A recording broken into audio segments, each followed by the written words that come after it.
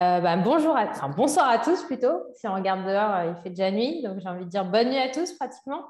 J'espère que vous allez bien cette fin de journée. Merci beaucoup d'avoir rejoint cette petite visio.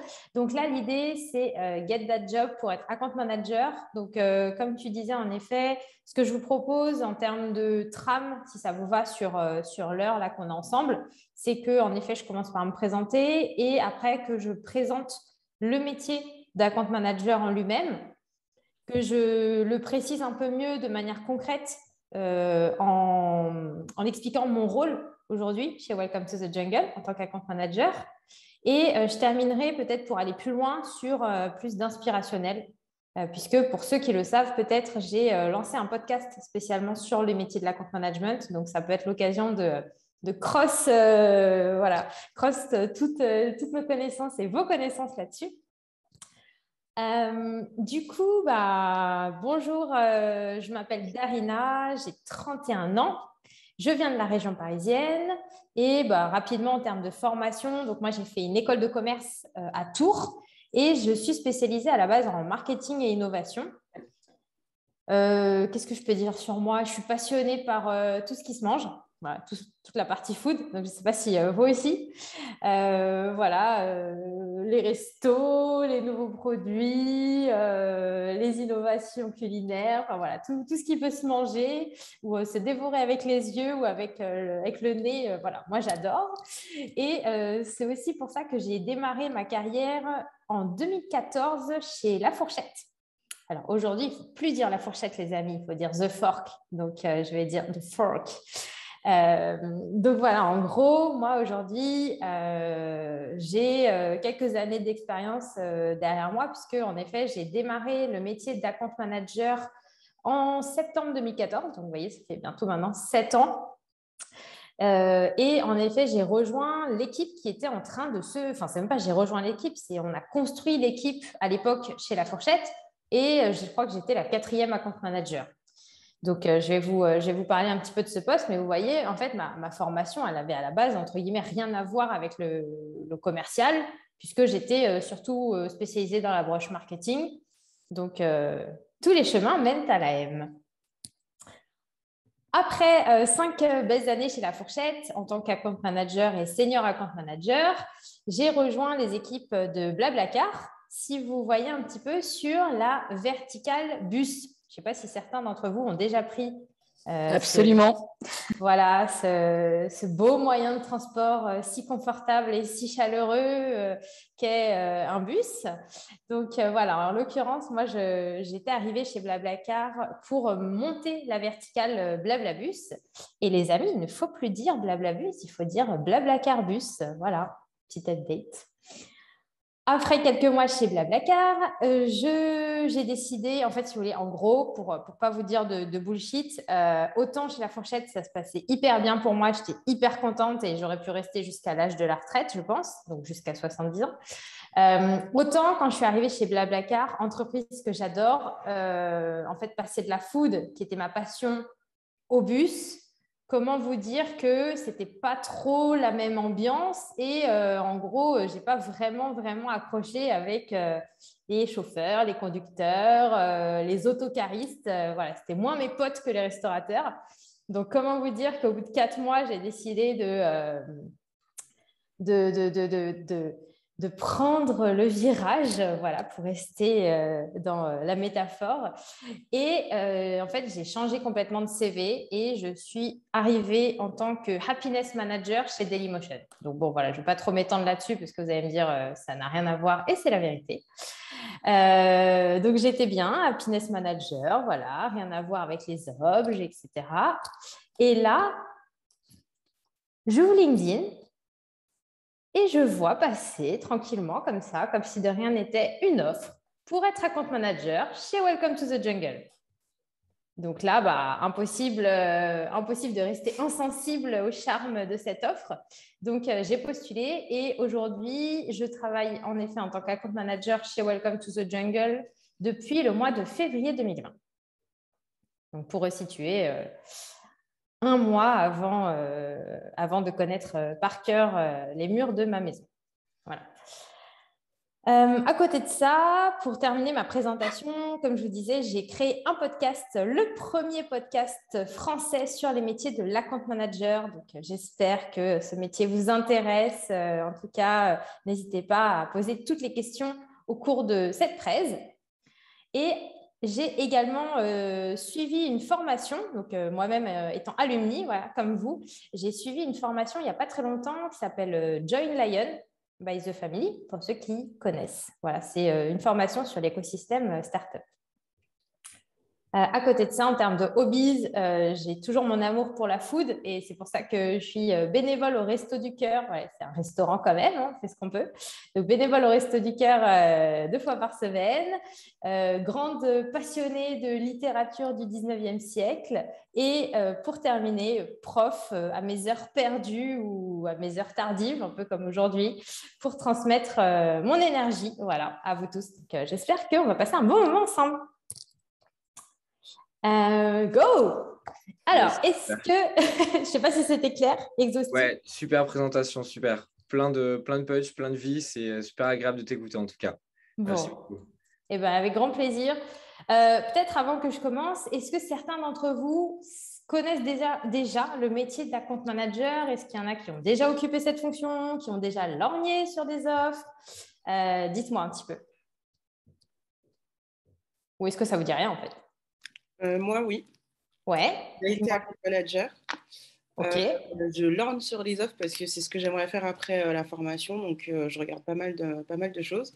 J'écoute aussi ton podcast. Donc, franchement, merci, c'est top. Oh Et non, vraiment, c'est une super idée parce que j'écoutais pas mal de podcasts sur les sales, mais il n'y avait vraiment pas grand-chose, voire rien du tout sur les account managers.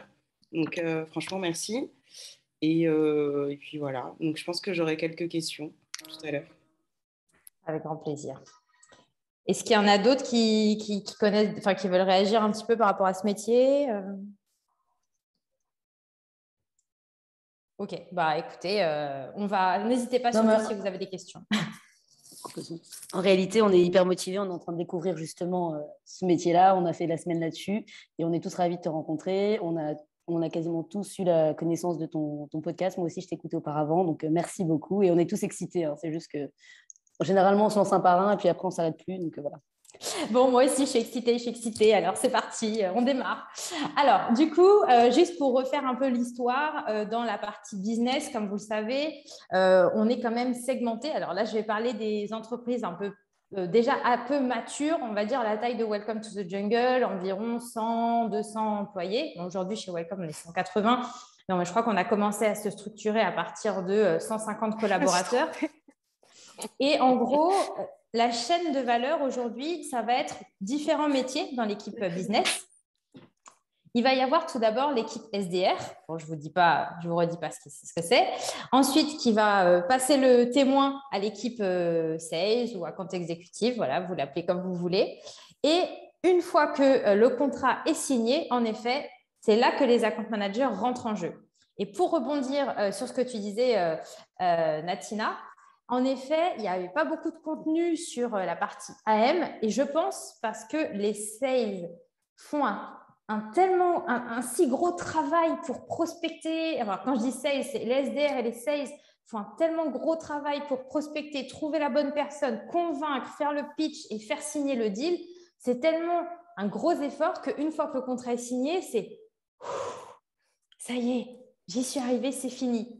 Alors que moi, je pense l'inverse. Enfin, c'est pas que je pense l'inverse. Je suis reconnaissante de ce travail, mais je me dis, en fait, une fois que le client a signé, eh ben, c'est juste le début de l'histoire. Donc, c'est là que tout commence pour moi. Vous voyez ce que je veux dire? Pour moi, ce n'est pas la fin, c'est plutôt le début de l'histoire. C'est comme si je venais juste d'ouvrir un livre. Donc, pour moi, c'est là que nous, donc les account managers, on rentre en jeu. Je vais démarrer cette présentation du métier par une petite punchline qui est la chasse pour vivre, l'AM pour survivre. Je vais vous expliquer pourquoi. À votre avis, à quel moment est-ce que dans une entreprise, on doit mettre en place un département account manager? J'ai envie de dire, aujourd'hui, toutes les entreprises le font trop tard. En fait, ce qui se passe, c'est que les boîtes vont commencer une fois qu'elles vont avoir leur product market fit, à vendre en effet leurs produits ou leurs services et va se constituer une base de clients. Donc ça, c'est tout à fait normal d'avoir des commerciaux, des chasseurs avant tout. Donc, ils vont faire venir les premiers clients. Sauf que, qu'est-ce qui va se passer au bout d'un moment? Mettons que vous êtes dans une entreprise B2B SaaS avec des abonnements de 12 mois, à l'image de ce qu'on fait ici chez Welcome to the Jungle. On vend des abonnements Welcome to the Jungle sur la marque employeur, j'y reviendrai après, sur une durée de 12 mois. Donc, c'est super cool. Le client arrive. Donc, imaginons qu'on n'est que des chasseurs. On chasse, on fait signer le contrat, sauf qu'une fois que le client est sur le site, comment ça se passe? S'il n'utilise pas les fonctionnalités, s'il n'y a personne pour répondre à ces questions, et je peux vous dire que l'équipe Sales a beaucoup de travail, n'a pas le temps de suivre toutes les demandes, toutes les questions, toutes les insatisfactions et que sais-je de la part des clients. Et si jamais le client n'est pas bien pris en main et qu'il n'utilise pas les outils pour lesquels il a payé ou il a signé pour payer, eh bien, tout simplement, on va se retrouver face à un mot très barbare, aussi barbare que la situation qui est le churn. J'ai envie de dire churn à vos souhaits, quoi, tu vois. C'est trop moche comme mot, c'est horrible. Et en fait, le churn, c'est le pire truc qu'on peut avoir. C'est-à-dire que l'entreprise a mis des moyens, de l'énergie pour recruter des clients et en fait, si personne ne s'occupe d'eux, ils partent. C'est pour ça que je dis la chasse pour vivre, mais l'account management pour survivre. Parce que si on n'a pas d'équipe AM, vous voyez un peu l'image du panier percé. Tu remplis d'eau, mais s'il y a un trou, en fait, tu auras à faire 10 fois plus d'efforts pour avoir le même nombre de clients. Donc, pour moi, c'est ça aussi, cette logique de la jeunesse d'un département account management. Donc, n'attendez pas trop longtemps, voire mettez-le en place dès le démarrage dans une entreprise. Est-ce que jusque-là, ça va? C'est bon? Pouce en l'air? Ok, cool. Merci. Alors, OK. À ce stade, là, ce que je vous ai dit, c'était très conceptuel. C'était vraiment sur les grandes lignes du métier d'AM. Maintenant, je vais vous dire plus précisément en quoi consiste mon rôle chez Welcome to the Jungle pour que ce soit plus concret, sachant que, je vais mettre une petite astérix, hop, je la retrouve ici en bas de page. Ce qu'il faut savoir, c'est que ce que je vais vous dire aussi aujourd'hui chez Welcome to the Jungle, ça s'applique aujourd'hui, mardi 9 novembre à 18h19. Peut-être que ce sera plus valable dans quelques mois et ce n'est pas la même chose qu'être account manager dans d'autres entreprises. Donc voilà, je ne veux pas généraliser, genre nous, on fait c'est ça le taf et le reste, c'est pas bon. Non, c'est juste un exemple parmi d'autres. Donc tout d'abord, en quoi consiste mon quotidien chez Welcome? Ce qu'il faut savoir, c'est que aujourd'hui, chez Welcome to the Jungle, on est une équipe environ de 50 collaborateurs dans l'équipe business, donc SDR, account exécutif et AM et CAM confondus. Et plus précisément, dans l'équipe account manager, on va être répartis en 3 segments. En fait, les account managers vont s'adapter aux clients. Et nous, en termes de segmentation chez Welcome to the Jungle, ça va être par taille d'entreprise. Il y a certaines entreprises qui vont segmenter par géographie. Par exemple, chez la Fourchette, moi, je gérais les restaurants de certains arrondissements de Paris. Donc là, on voit que c'est une segmentation géographique. Il y a d'autres entreprises qui vont segmenter par industrie, secteur pharmaceutique, les banques, l'immobilier, etc. Et nous, chez Welcome to the Jungle, c'est encore une autre typologie de segmentation qui est la segmentation par taille d'entreprise, c'est-à-dire par nombre de collaborateurs. En effet, chez Welcome, on ne va pas faire payer le même prix une petite start-up qui débute où ils sont 5 personnes qu'un LVMH, un Le Bon Coin et que sais-je. On est bien d'accord. Nous, ce qu'on veut, à la base, chez Welcome to the Jungle, notre mission, c'est, enfin, côté B2B du moins, c'est d'accompagner les entreprises dans l'affirmation de leur marque employeur. Donc, la marque employeur, ça va être comment aider les entreprises à recruter les bonnes personnes et surtout comment aider les candidats à voir quelle entreprise leur correspond le mieux.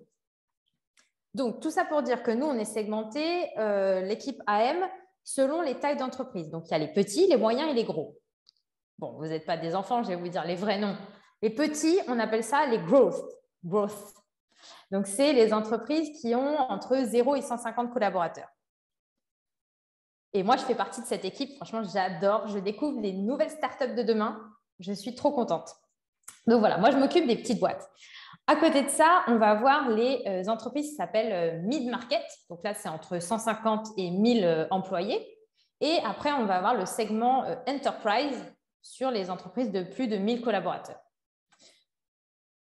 Et nous, les AM ou les CAM, voilà, on fait le même métier sur nos segments respectifs. Donc, typiquement, un SDR va prendre un rendez-vous avec un sales, le sales va signer le contrat et le client arrive chez nous.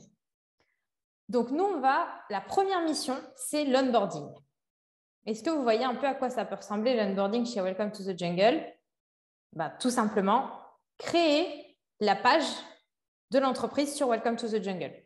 Donc, concrètement, nous, les AM, on va se mettre en mode gestion de projet.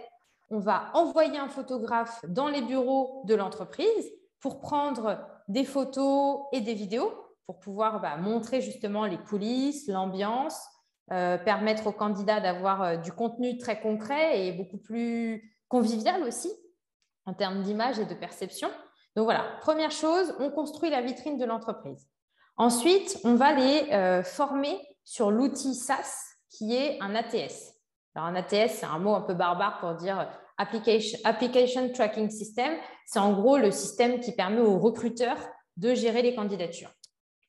Donc voilà, on les forme sur l'outil. Donc, l'onboarding, c'est quelque chose. Et là, honnêtement, il vaut mieux passer plus de temps sur l'onboarding pour être moins embêté après. Donc, une qualité qui est sous-jacente à ce que je suis en train de vous dire, c'est la pédagogie. C'est hyper important de y aller pas à pas avec le client, d'aller à son rythme. Alors bon, chez Welcome, je vous avoue qu'on booste pas mal quand même, mais allons au rythme du client, faisons en sorte que tout soit très clair et très compréhensible pour lui sur les prochaines étapes. Une fois que la vitrine de l'entreprise est créée, une fois que mon interlocuteur est formé sur l'outil de gestion des candidatures, comment ça va se passer? Parce que comme je vous ai dit tout à l'heure, c'est un contrat de, vous vous rappelez combien de mois? 12. Exact. C'est un contrat de 12 mois. Du coup, 12 mois, c'est long. Et on a beaucoup de clients. Donc, on ne va pas passer tous les jours à lui souhaiter bonne nuit et comment tu vas et ton week-end. Non, on a mis en place ce qu'on appelle une Customer Journey. Donc, Customer Journey, qu'est-ce que c'est? C'est en fait les jalons qui vont nous permettre de suivre la relation client entre le J1 où il a signé et M+12, c'est-à-dire la date de renouvellement du contrat. Donc là, aujourd'hui, chez Welcome to the Jungle, on a 4 points de contact. Donc, ça veut dire que je vais contacter mon client 1 mois après la création de sa vitrine pour savoir est-ce que tout se passe bien, est-ce que tu as réussi à mettre tes annonces d'emploi en ligne, est-ce que tu as des candidats qui te disent qu'ils sont allés voir ton profil sur Welcome to the Jungle. Voilà, qu'est-ce qu'on peut améliorer ensemble? C'est vraiment pour être sûr que tout est bien verrouillé de son côté. Ensuite, on va le laisser tranquille. Bien sûr, s'il a des questions, on y répond. Au bout de M+6, donc 6 mois après la publication, on va lui envoyer un NPS.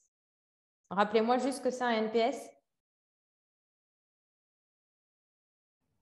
Taux de satisfaction client? Yes, C'est exact. Net Promoter Score. Net Promoter Score, ouais, exactement, Étienne. C'est ça. En gros, on leur envoie un mail pour savoir s'ils sont contents de leur expérience sur Welcome to the Jungle en tant que recruteur. Enfin, qu'entreprise, du moins. Et à M+9, c'est-à-dire 3 mois avant la date de renouvellement, on va leur dire « Coucou, vous savez que dans 3 mois, c'est votre date de renouvellement ?» Et du coup, on va voir avec eux, faire un état des lieux justement sur est-ce que la vitrine est toujours d'actualité? Peut-être qu'il y a des collaborateurs qui sont partis, d'autres qui sont arrivés, peut-être que la vision de l'entreprise a changé, etc. Donc, l'idée, ça va être de faire le point avec eux sur le nombre de visites sur la vitrine Welcome to the Jungle, organiser un nouveau tournage, puisque chaque année, on propose de refaire un tournage pour mettre à jour les contenus photos et vidéos, et bien sûr, comprendre leurs enjeux marque employeur. Donc, qu'est-ce que ça va être un enjeu marque employeur? Par exemple, tiens, j'ai une entreprise ce matin qui fait du conseil RH et qui me dit comment est-ce que je fais pour être à l'avant-garde de tout ce qui se fait en termes de marque employeur. J'ai une boîte aussi de tech qui me dit comment je fais pour attirer plus de femmes dans les métiers tech. Donc, je vais l'accompagner là-dessus. Il y a des entreprises qui me disent comment est-ce que je fais pour attirer plus de juniors. Là, je vais leur dire, par exemple, mets le paquet sur qu'est-ce que tu fais pour la formation. C'est-à-dire, qu'est-ce que tu vas mettre en place pour faire monter en compétence tes équipes et ainsi de suite. Donc, c'est important pour moi, pour nous, les account managers chez Welcome to the Jungle, de bien comprendre les enjeux des clients pour après pouvoir proposer une solution adaptée. Donc là, qu'est-ce que vous verriez en fait comme qualités qui peuvent se dégager en filigrane de ce que je viens de vous raconter? Après, au final, il y a un côté très RH quand même dans ton poste. RH, pas dans le sens recruteur, mais là, c'est appliqué au domaine d'activité des RH. Donc voilà, ce que tu dis, c'est… Il faut être curieux. Il faut être curieux et même pour rejoindre ce que tu dis, Baptiste, c'est hyper intéressant, c'est-à-dire se mettre dans la peau de son client en fait. Mais du coup, est-ce que des moments, il n'y avait pas des petits couacs dans le sens où ça peut se situer au poste de RH de ton client, par exemple? Mais moi, je ne vais pas recruter pour lui. Non, j'ai bien compris. Mais dans le fait où tu drives énormément la relation client pour justement avoir une offre d'emploi optimale pour le client, est-ce que, bon, après, comme tu l'as dit tout à l'heure, après, ça dépend de la pédagogie, de la manière dont tu abordes la chose, en fait. Écoute, c'est une super bonne question. Après, moi, je ne vais pas dicter la vision de l'entreprise ou la politique RH, mais au contraire, je vais leur demander qu'est-ce que vous faites déjà et comment est-ce qu'on peut le faire savoir. C'est plutôt ça mon rôle, en fait, tu vois. La messagère, si j'ose dire. Je connaissais pas, j'avais pas ce terme en tête, mais why not, en effet. Même pas trop ce que tu as dit, mais non, j'ai saisi ce que tu voulais dire, ça marche. En gros, si tu veux, tu vas avoir deux types d'entreprises. Allez, on ne va pas se le cacher, franchement, on est entre nous. Tu as des entreprises, ils ont de la thune, mais concrètement, tout ce qu'ils écrivent, c'est du bullshit sur la marque employeur. On est d'accord ou pas? Ok, merci. Bon. Moi, l'idée, c'est de repérer ces entreprises. D'une part, ça va assez vite. Et je leur dis, bon, écoute, qu'est-ce que tu fais en vrai? Et si, quand je pose des questions, je creuse, je me rends compte qu'en fait, c'est du flan, c'est à moi aussi de travailler pour qu'ils améliorent leur politique RH, pour qu'ils améliorent leur expérience candidat. Parce que c'est bien beau d'avoir des jolies photos, de sourire, de dire rejoignez-nous, on est super sympa. Quand on voit ta candidature, si on ne te répond pas, honnêtement, l'expérience candidat, elle est pourrie. On est d'accord. Donc là, l'idée, c'est d'apporter quand même de la cohérence. Donc moi, je ne suis pas là pour les juger. Je ne juge personne. C'est nos clients, je les respecte. Mon objectif, moi, c'est plutôt de les accompagner. Et si je vois qu'il y a un sujet qui est un peu creux, peut-être c'est simplement par ignorance, en fait. Ce n'est pas qu'ils voulaient mal faire. Donc, l'idée, de mon côté, ça va être de leur donner des exemples. Tiens, telle entreprise a mis telles initiatives en place. Je prends l'exemple très concret. Le Bon Coin a mis en place une politique de diversité hyper forte. Diversité, inclusion, ils ont une politique sur le recrutement de personnes en situation de handicap et ainsi de suite. Ils ont des événements pour promouvoir. C'est un exemple parmi d'autres. Mais en gros, pour les entreprises qui ne sont pas du tout matures sur la partie marque employeur, je vais vraiment les accompagner sur la première marche de l'escalier et les faire monter petit à petit. Ça, c'était la première catégorie de boîtes. La deuxième catégorie de boîtes, c'est ceux qui font déjà des trucs de ouf. Et franchement, moi-même, tout à l'heure, j'étais avec une boîte de 10 personnes. Ils ne sont que 10. Et elle me dit, on a mis en place un système de prise en charge de la crèche, de prise en charge de la mutuelle à 100%. Alors, franchement, ok, vous allez me dire, ouais, c'est des avantages en nature parmi tant d'autres. Ouais, sauf que dans une boîte de 10 personnes, honnêtement, félicitations. Et ça, pourquoi est-ce que tu ne le dis pas sur Welcome to the Jungle? Parce que ça se trouve, toi, ta petite boîte, en fait, personne ne la connaît. Mais en fait, c'est super cool de travailler chez toi. Donc, peu importe la taille de la boîte, moi, je vais vraiment essayer de me dire, autant il y a des entreprises qui ont de l'argent, qui veulent parler, mais qui n'ont rien à dire. Bon, là, je vous en ai déjà parlé. Autant il y a des entreprises qui font déjà des choses et c'est tellement dommage de ne pas en parler. Donc, moi, je suis là comme facilitatrice chez Welcome to the Jungle pour les aider sur leur marque employeur. Donc, peut-être que vous, en tant qu'étudiant, vous connaissez bien Welcome to the Jungle pour la partie recrutement. Mais ce qu'il faut savoir avant tout, c'est que nous, on est là pour faciliter leur visibilité marque employeur. On a une partie média aussi pour vous aider, pour nous aider, nous tous, sur le monde du travail. Ça nous concerne tous. Et voilà. Et pour les entreprises, moi, mon taf, côté B2B, c'est vraiment ça. C'est de permettre d'y voir plus clair sur qu'est-ce que c'est la marque employeur et comment aujourd'hui, je peux me démarquer d'une autre entreprise sur Welcome. Surtout qu'aujourd'hui, comme vous le savez, les entreprises qui m'appellent pour me dire Darina, on cherche à recruter des commerciaux, je pense qu'il y en a beaucoup. Ceux qui veulent recruter des techs, j'en parle même pas, et ainsi de suite. Aujourd'hui, les gars, on est en position de force. Donc, même nous-mêmes, demain, on va trouver un taf. Franchement, on est hyper exigeant et on a raison de l'être. Donc, allez voir les pages sur Welcome, enfin, en tout cas, pas que sur Welcome, mais renseignez-vous sur les entreprises où on a besoin d'avoir des entreprises qui sont en phase avec nos valeurs. Bon, bref, je digresse. Sorry. Qu'est-ce que je disais? Onboarding, j'en ai parlé. Usage, j'en ai parlé. La satisfaction, j'en ai parlé avec la partie NPS. Tiens, j'ai une question pour vous. Est-ce que vous avez déjà… Bon, non, je ne vais pas dire est-ce que, parce que voilà, vous êtes… c'est sûr que oui. Vous avez dû entendre le terme Account Manager et le terme Customer Success Manager.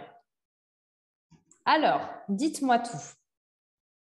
Est-ce que c'est on monte sur le ring? Est-ce que c'est la battle? Est-ce que c'est la même? Est-ce que c'est des amis? Est-ce que c'est des cousins? Est-ce que c'est le petit frère?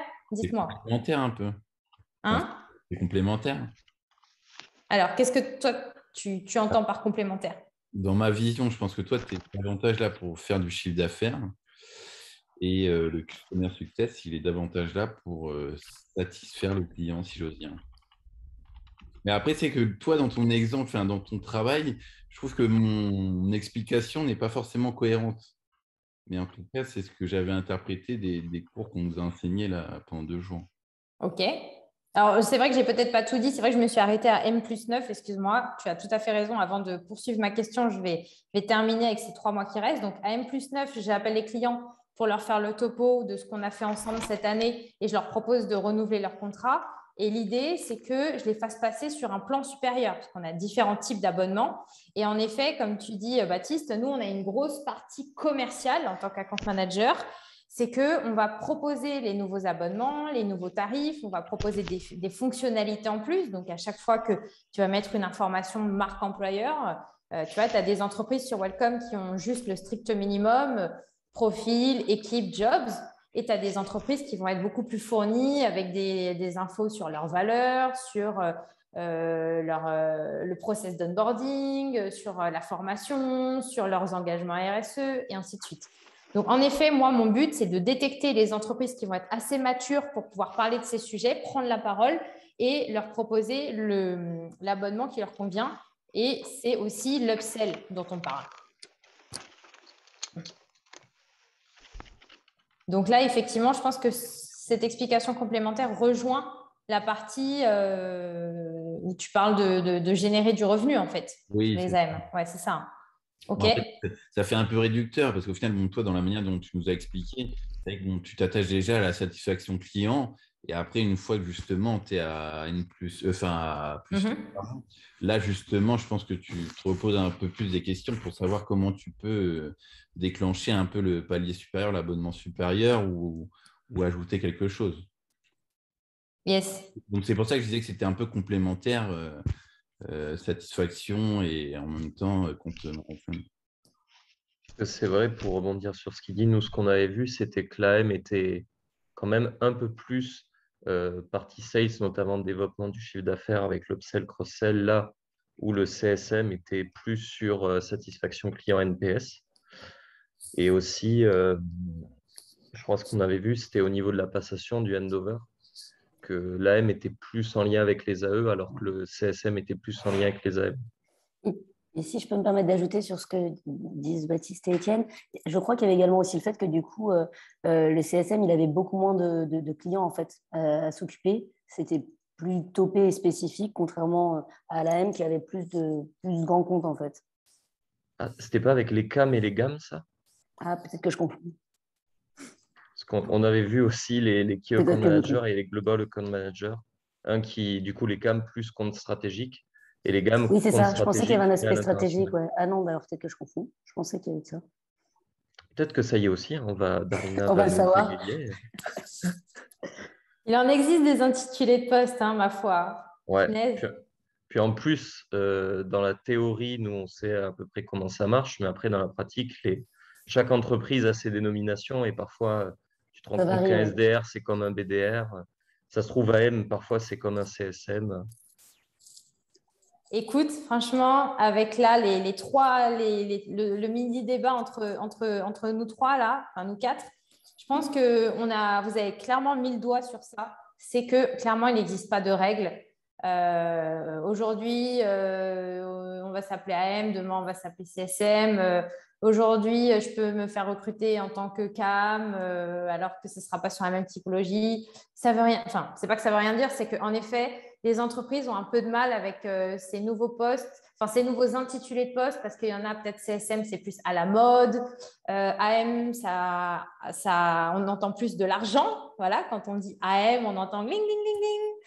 Donc, en effet, moi, la vision que je vais avoir, et je vais dire ça à la lumière des épisodes que j'ai pu enregistrer dans le podcast, en effet, je vais plutôt rejoindre ce que tu disais, Baptiste, notamment sur le fait que l'AM touche à l'argent versus le CSM, des fois, ne touche pas forcément à l'argent et des fois, le CSM va être en charge de détecter des opportunités, mais dès lors qu'elles seront confirmées ou hot, comme on dit, va les repasser côté commercial. Alors, il y a des entreprises où il y a les deux rôles avec l'AM qui gère la partie suivi, négo, et le CSM qui va gérer la partie usage du produit, service et satisfaction. Bref, vous l'aurez compris, il n'y a pas de règles spécifiques. Ce qu'il faut juste, c'est connaître les deux intitulés et connaître en fait les missions principales.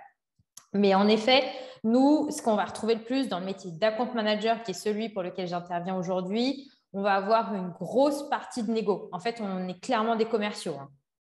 On est clairement des commerciaux. Même si on a affaire à des clients existants, on est clairement des commerciaux. On va avoir une grosse partie de négociation, d'upsell, de cross-sell aussi. Alors, ça va passer, je vais passer peut-être à la partie des KPI, puisque comme on parle d'argent, vous aussi, ça fait gling-gling dans votre tête. Donc, vous avez envie de savoir de quoi se composent nos objets.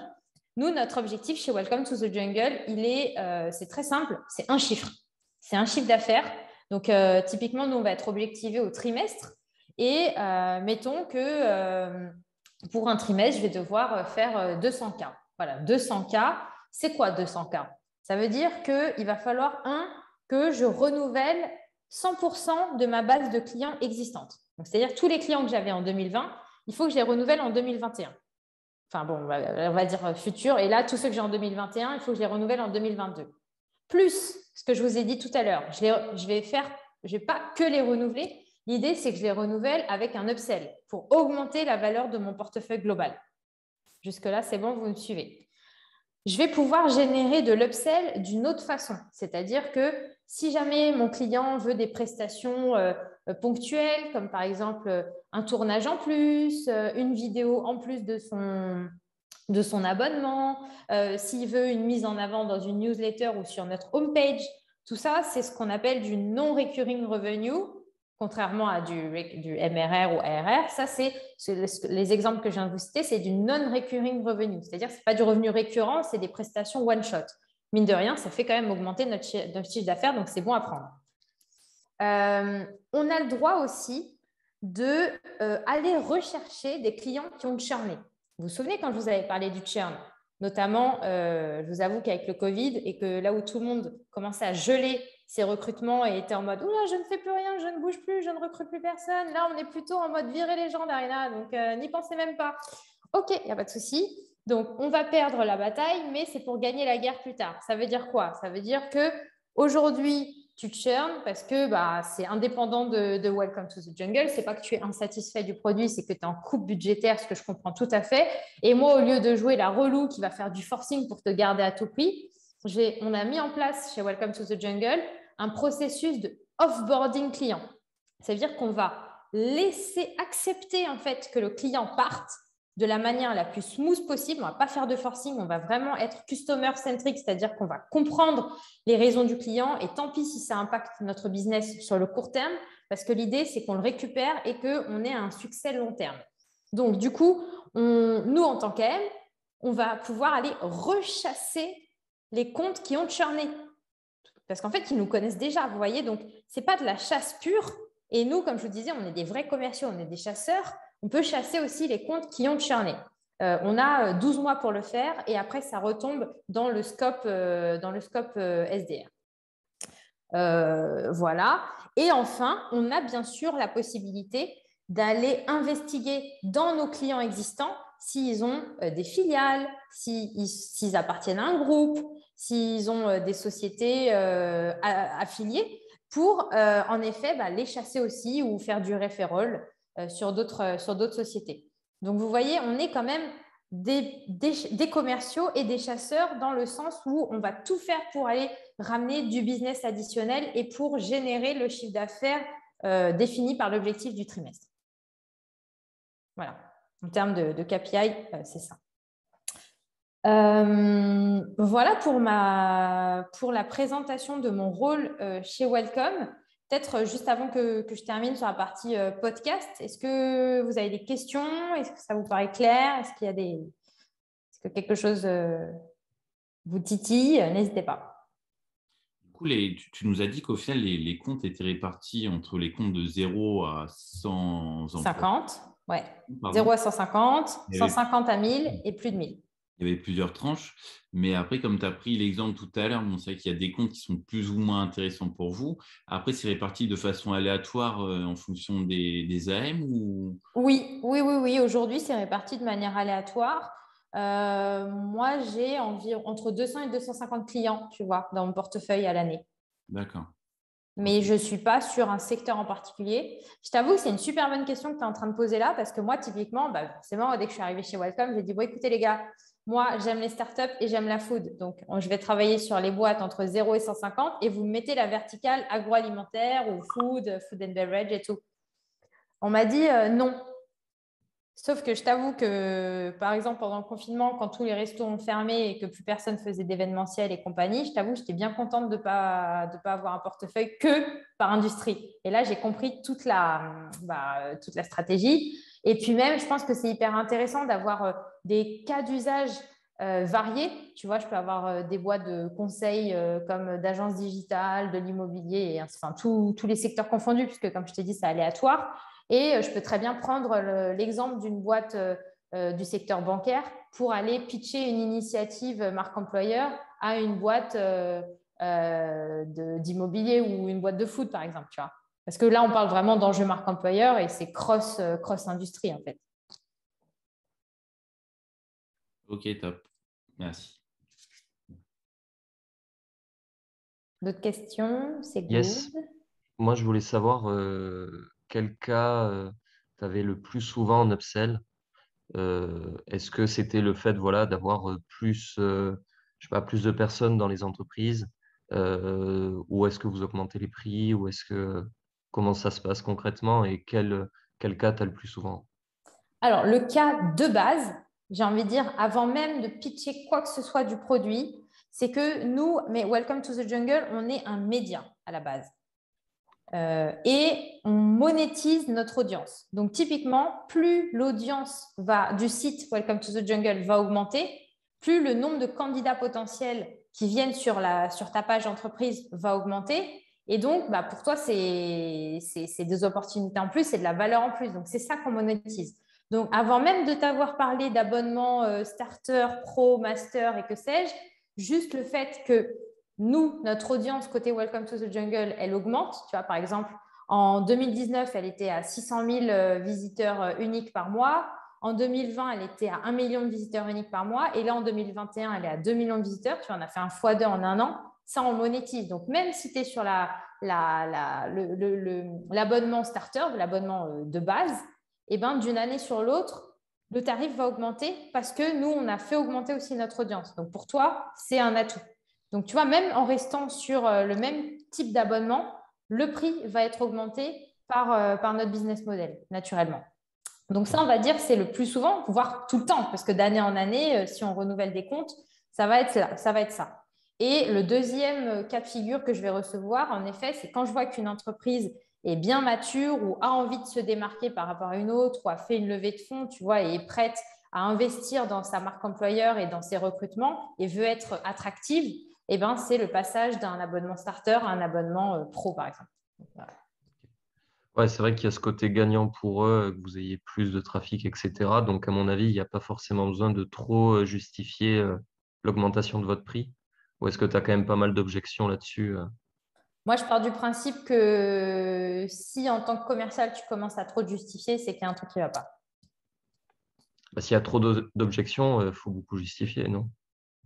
En fait, l'entreprise que je vais avoir en ligne, elle expérimente tous les jours le fait d'avoir plus de trafic. Et même moi, quand je vais lui donner des stats, ce n'est pas juste au doigt mouillé. Au contraire, on utilise des outils de BI, de Business Intelligence, et je vais lui donner concrètement le nombre de pages vues sur les 12 derniers mois, les sources de trafic, l'évolution mois par mois, le nombre de candidats qui ont mis l'entreprise en favori, etc. Tu vois, donc, on se base quand même sur des données tangibles, en fait.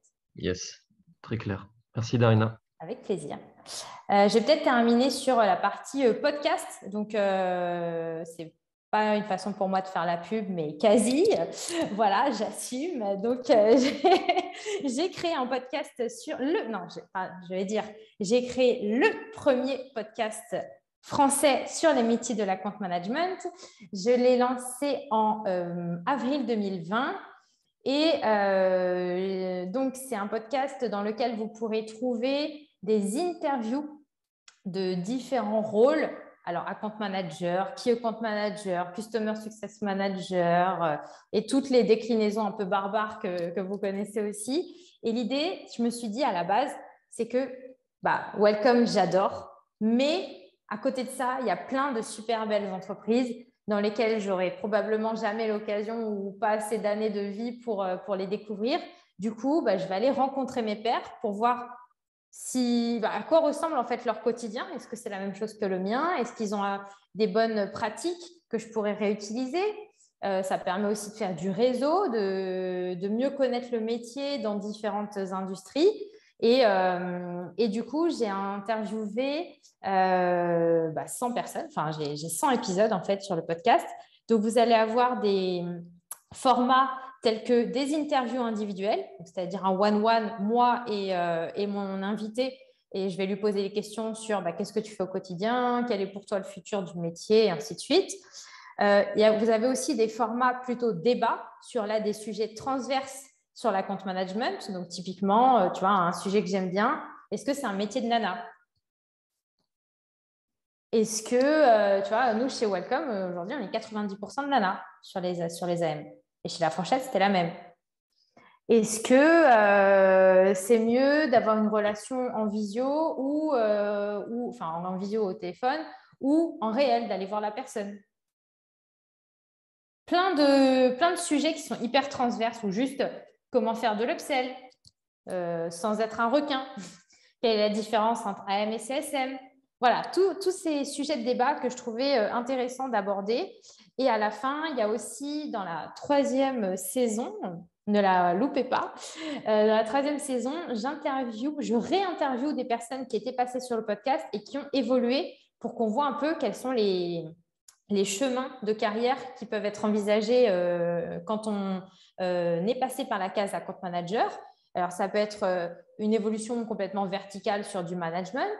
Ça peut être une évolution horizontale sur un autre métier, comme celui d'account exécutif, si on veut remonter un peu la chaîne de valeur. Ça peut être un métier complètement dans une autre équipe, type product manager, puisque nous, les AM, on connaît hyper bien le produit, puisqu'on a des feedbacks de la part de nos clients tous les jours. Et je peux vous dire que s'il y a un bug, on est limite les premiers informés. Donc, voilà, il y a différentes mobilités qui sont envisagées. Voilà, et juste peut-être pour donner un dernier chiffre, aujourd'hui, j'ai fait donc 100 épisodes. J'ai décidé d'arrêter le podcast en juillet dernier, parce que voilà, je pense que j'étais arrivée au bout de mon projet.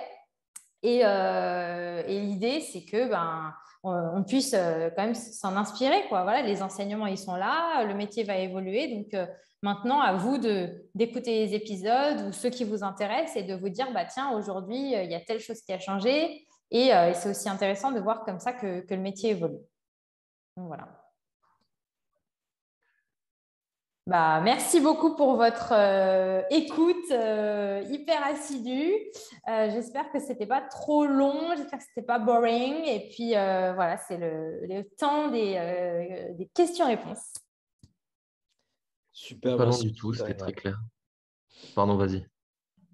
Non, c'est juste pour remercier. Et ouais, si vous avez d'autres questions, en tout cas, n'hésitez pas. On a encore quelques minutes. Si tu as encore du temps, Darina. Ouais, c'est bon. Comme je t'ai dit, 19h sharp, donc j'ai fait exprès de laisser 8 minutes pour qu'on puisse échanger tous ensemble. Est-ce qu'il y a des choses peut-être que j'ai dites que vous ne voyiez pas comme ça à la base ou que vous avez expérimenté qui étaient différents? Ouais, ça m'intéresse. Moi, c'est une question plus par rapport à ton podcast. Oui, vas-y, avec Parce plaisir. que pour le coup, moi, très honnêtement, j'en ai pas encore écouté, mais je compte bien m'y mettre. Et je voulais savoir s'il y avait un numéro parmi les 100, 103, je ne sais plus combien il y en a. Les 100. Les 100 piles. Ok. 100 piles. 100 piles, ça marche. S'il y en avait un vraiment que tu nous conseillais d'écouter plus que d'autres, tu vas peut-être nous dire les 100, mais Le il y en sien. avait quelques-uns qui ressortaient du lot. Écoutez, je sais pas, je vais peut-être demander aux filles, est-ce qu'il y a un épisode que vous avez particulièrement aimé dans ce que vous avez écouté? Moi, j'en ai pas encore écouté énormément parce que je voulais faire, Moi, j'avais bien aimé celui avec le. Pardon, je crois que j'ai oublié son nom de brigade, Maxime. Maxime, oui, ouais. Maxime, je sais plus. Ouais, J'avais trouvé ça vachement bien. Et puis pour le coup, je connaissais bien cette start-up. Et puis j'ai même déjà vu en action, enfin dans son travail. Donc ça m'avait vraiment parlé. Mais après, il y en avait d'autres intéressants. Je pense que ça dépendra aussi, Étienne, toi, de quand tu vas regarder la liste, c'est bien expliqué qui vient et Bien de quelle sûr. boîte de quelle et entreprise. quel J'ai vu, poste. ouais, un peu. Donc si tu veux, il y a des choses qui vont te parler personnellement. En fait, c'est ça. Je pense que c'est exactement ce que tu viens de souligner. C'est-à-dire que dans tous les épisodes, on va parler d'account management. Maintenant, peut-être que toi, tu vas préférer cliquer sur un épisode d'une boîte que tu aimes bien. Tu seras d'autant plus motivé. Tu auras et la vision de la boîte et la partie métier. Donc, ça peut être 2 fois plus intéressant. C'était vraiment une question personnelle dans le sens où toi, ça soit après un podcast, pardon, tu te dis, wow, là, ok, l'échange a été hyper interactif par rapport à d'habitude. C'est pas question de comparer avec le reste, mais un dont tu étais particulièrement fier, quoi. Moi, je dirais peut-être le top 3 des épisodes enfin des gars en fait, je sais pas pourquoi c'était des mecs, qui m'ont paru archi solides. J'ai eu François qui travaille chez LinkedIn à Paris, qui a aussi lui-même lancé un podcast qui s'appelle CSM Co que je recommande.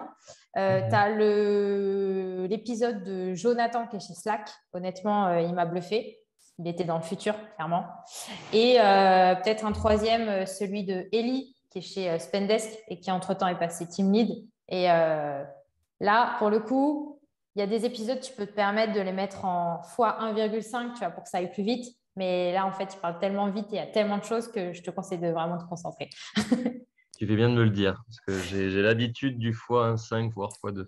T'inquiète, on connaît. Merci en tout cas. Moi, merci pour ta bonne humeur. J'en profite aussi. Non, mais ça fait du bien. J'ai une question, Darina. Yes. Déjà, merci parce qu'en fait, tu as répondu à énormément de questions que je me posais. Donc, ma question, c'est au niveau du choix, en fait, où exercer la fonction d'account manager. Là, sur les 7 dernières semaines, on a beaucoup vu tout ce qui était SDR, BDR, account exécutif et tout ça. Donc, on sait à peu près les critères qu'on doit regarder avant de rentrer dans une entreprise. Par exemple, la durée du cycle de vente, ce genre de choses. Quels critères, toi, tu as regardé ou tu regarderais pour intégrer une entreprise?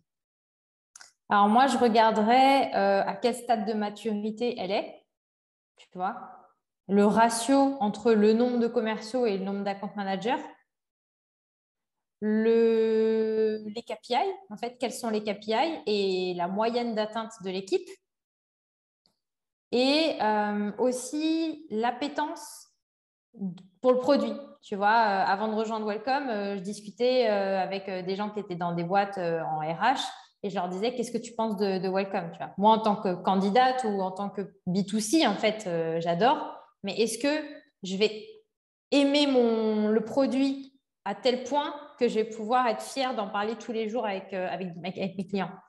D'accord. Et moi, je suis un peu comme toi, je suis passionnée de food tech. Et est-ce que ça ne te manque pas? Je t'ai dit, je suis au resto du cœur, hein, c'est de la food. Hein. Même dans ton quotidien de tous les jours chez Welcome? Oui, ça peut manquer. Après, tu sais, je suis le collectif Digital Food Lab. Ils sont vraiment sur les dernières tendances de la food. Je participe à leur webinar et tout. Et puis, même, tu vois, sur LinkedIn, je pense que tu as énormément d'inspiration, énormément d'actualités et de nouvelles tendances. Donc ouais, je continue à suivre. Et quand j'ai des boîtes dans mon portefeuille de food, je suis trop contente, tu vois. Ok, d'accord. Merci. Je t'en prie. D'ailleurs, rendez-vous sur LinkedIn. Hein. Franchement, si jamais il y a des questions qui vous viennent ou si vous avez besoin d'une intro avec quelqu'un du podcast ou si je peux faire quoi que ce soit pour vous aider, vraiment, n'hésitez pas. C'est avec grand plaisir et pour garder contact de base, quoi. D'accord. Merci.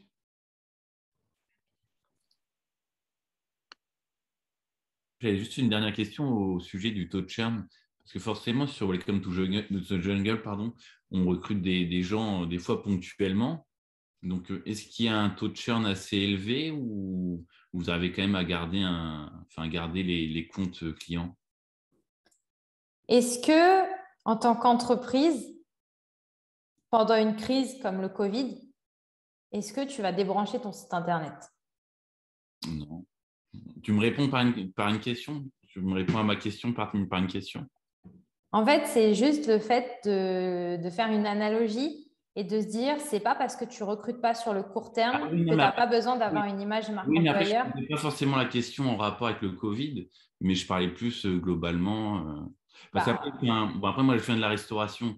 Mais dans la restauration, c'est plus ponctuellement, de temps en temps, ils cherchent à embaucher telle ou telle personne.